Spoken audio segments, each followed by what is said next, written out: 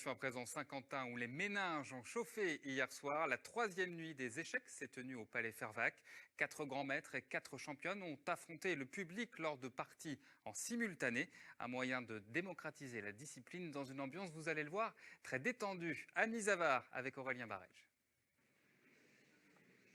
Quelques minutes pour défier les meilleurs joueurs d'échecs français.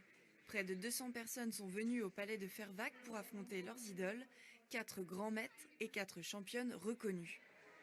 Forcément, ça attire. Ce sont des gens qu'on voit jamais, hormis dans nos revues, sur les vidéos, et pouvoir les rencontrer, qu'il y a un contact humain, c'est formidable. Principalement des initiés devant les échiquiers, mais chacun peut tenter sa chance, notamment les enfants. Beaucoup veulent s'attaquer aux champions. Tu la connais? Non. Et t'as hâte de jouer contre elle? Oui. Chaque champion a 12 échiquiers devant lui et passe d'une partie à l'autre. C'est le jeu en simultané. Alors, il faut aller vite, pas le temps de s'accorder beaucoup de réflexion, mais il en faut plus pour déstabiliser ces grands joueurs. Je suis très mal. Je vais bientôt perdre. C'est très impressionnant, oui. Parce qu'elle joue contre 12 joueurs et qu'elle arrive à enchaîner les coups.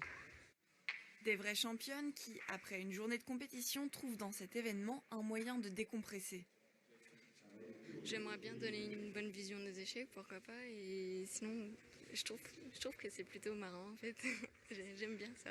C'est équilibré, on a une rangée de bons joueurs là, attention. Ambiance spectacle avec un animateur commentateur. Tout est fait pour dépoussiérer l'image de ce loisir et l'amener au grand public. Il y a 6 millions de joueurs d'échecs en France qui savent jouer aux échecs, mais malheureusement seulement 60 000 licenciés à la Fédération française. Donc on veut faire venir des joueurs, des gens qui jouent aux échecs dans les clubs. La troisième nuit des échecs s'est terminée vers minuit. Pour les stars françaises, reprise de la compétition dimanche au Palais des Sports. Mais cette fois, le public ne pourra que les observer.